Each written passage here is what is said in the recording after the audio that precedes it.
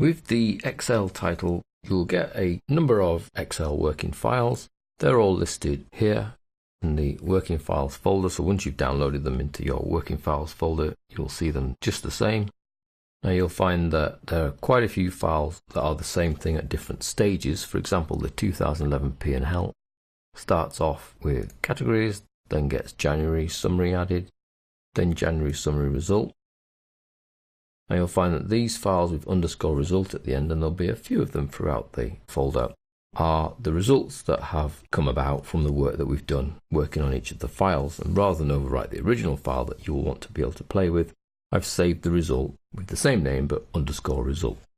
For example, here, absolute versus relative underscore result has all the correct formulas in for the relative and absoluteness, whereas the absolute versus relative is the raw file ready for those formulas. So the P&L is built up, different versions of the same file at different stages effectively. The expenses claim is the same. We've got expenses claim form complete, so that's the end. We've got expenses claim form where it starts, and then in between there we've got 12 months, month name, January protected, January header sheet, etc. Same with fruit consumption raw file with a formula average with conditional formatting. So you'll find everything you need to be able to carry out the files. There's also non-Excel files in there. There's the CSV file, which is the data file that we imported in one of the projects. And then there's a PDF, which is an export from one of the projects for the P&L, in fact.